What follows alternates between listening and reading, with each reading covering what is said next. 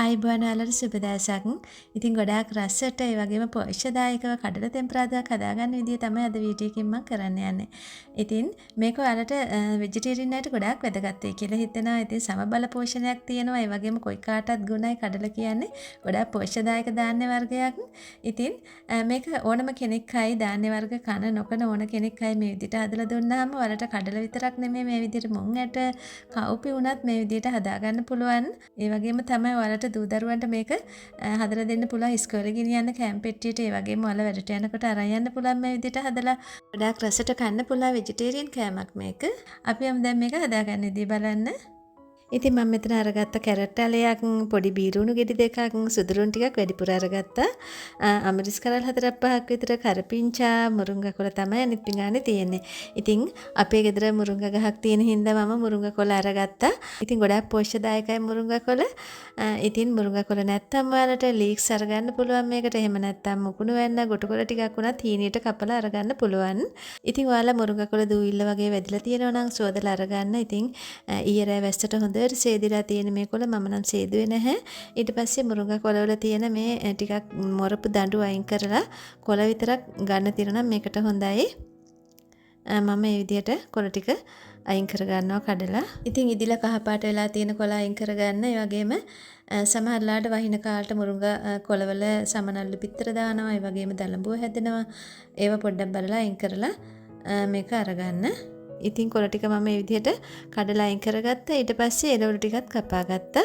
ඉතින් කැරට් ටික කපා ගත්තා. බීලුණු, සුදුලුණු, කරපිංචා ඔක්කොම හීනියටම කපා ගත්තා. මේක ගොඩාක් හීනියට කපා ගන්න තරමට හොඳයි මේ කඩල බැදුමට. ඉතින් මම මේවා ලැහැත්ති කර ගන්නකොට කඩල ටික තැම්බෙන්න තියලා තිබ්බේ. කඩල ඉතින් පැය 8ක් 10ක් පෙඟෙන්න තියන්න ඕනේ. පෙඟෙන්න තියලා ඉතින් තම්බ ගන්න ඕනේ. ප්‍රෙෂර් කුකර් වල නම් ඉක්මනට තම්බ ගන්න පුළුවන්. සාමාන්‍ය ලිපේ තම්බනවා නම් හොඳට පෙඟෙන්න තියලා තම්බ ගන්න. ඉතින් මම තම්බගත්තා ඒ විදිහට කඩල ටික මේ තියෙන්නේ ටිකක් වෙනස් කඩල එකක් මට මේ සැරේ හම්බුනේ. ඉතින් මම ඔයාලට පෙන්නන්නම් මේ අමු කඩල මේ බලන්න. ඔයාලා දන්නවා නම් කමෙන්ට් එකක් දාන්න මේ කඩල වර්ගය මොනවද කියලා. සාමාන්‍යයෙන් අපි කඩල බයිට් වලට කනවා බැදපු කඩල එක ඒ වගේ කියලා මට හිතෙනවා මේක. ඒකද දන්නෙත් නැහැ. ඇත්තටම මම දන්නේ නැහැ මේ කඩල වර්ගය මොකක්ද කියලා. සාමාන්‍යයෙන් නම් අපි ගන්නේ තම්බන්න ටිකක් ලොකු කඩල එකක්නේ. නමුත් හැඩය මේකේ වෙනස්. ඊට පස්සේ මම වතුර ටික බේරගෙන මේ ඉදිරි පිඟානකට කඩල ටික දාගත්තා. ඉතින් මම මේ ගත්ත කඩල ප්‍රමාණය 4 දිනකට විතර ඇති වෙනවා.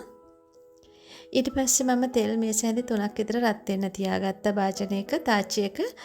ඊට පස්සේ තෙල් රත් වෙනකොට ඉස්සෙල්ලම දාගත්තේ ලොකු ලුණු. දාලා චුට්ටක් බැදෙනකොට මම එකතු කළා සුදු ලුණු ටික. මේ දෙකම හොඳ සුවඳ එන ප්‍රමාණයට බැද ගන්න. ඊට පස්සේ මම අමුමිරිස් එකතු කළා. අමුමිරිස් එකතු කරලා කරපිංච ටිකත් එකතු කළා.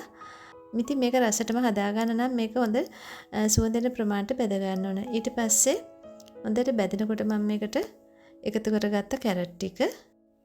කැරට් දාලා ටිකක් වෙලා බැද ගන්න ඕනේ විනාඩි 2ක් විතර හැඳි ගගා. ඊට පස්සේ ලුණු ටිකක් එකතු කරගන්නවා මම. කඩල වලටත් මම එකතු කළා වතුර පෙරලා ඉවරලා ටිකක්. ඒ හින්දා මම ටිකක් දාගන්නවා පස්සේ මදි වුණොත් දාගන්න පුළුවන් නිසා.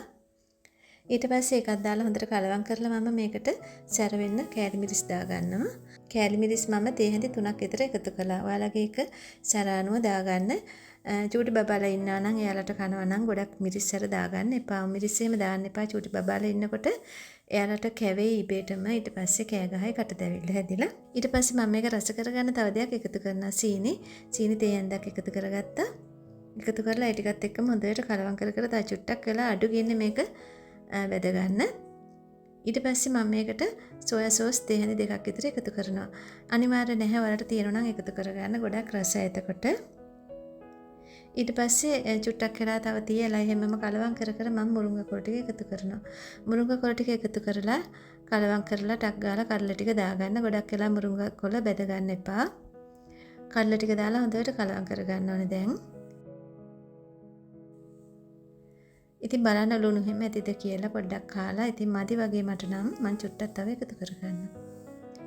ඊට පස්සේ හොඳට කලවම් කරලා දැන් ඉතින් හරි මේ අපේ කඩල පැදුම. ඇත්තටම හරිම රසයි මේක. ඉතින් හදලා බලන්න. මම බෙදාගත්ත පිඟානට මේ විදිහට. ඉතින් මෙහෙම තිබුණාට මේක 3-4 දිනකට විතර කන්න ඇති වෙන රසමරස කඩලා බෙදුමක්. ඉතින් මගේ වීඩියෝ මගේ channel එක ඔයාලට වැදගත් කියලා හිතෙනවා නම් ඒ වගේම ඔයා තාම මගේ channel එකට අලුත් නම් පල්ලෙහා තියෙන subscribe button එක click කරලා මාත් එක්ක එකතු වෙන්න. ඉතින් එතන තියෙන bell icon එකත් click කරලාම තියාගත්තොත් මම වීඩියෝ එකක් දාපු ගමන් ඔයාලට notification එකක් මගෙන් බලා ගන්න පුළුවන් වෙනවා ඉක්මනින්ම. ඉතින් ඒ වගේම තමයි ඔයාලගේ අදහස් තියෙනවා නම් යෝජනා තියෙනවා නම් ගැටලු තියෙනවා නම් comment section එකේ comment එකක් දාන්න. ඒ වගේම like එකක් දාන්න. ඉතින් මාත් එක්ක රැඳිලා ඉන්න ඔයාලට ගොඩාක් ස්තුතියි. ගිහින් එන්නම් සුබ දවසක් නිරෝගී දිවියක් ඔයාලා සියලුම දෙනාට.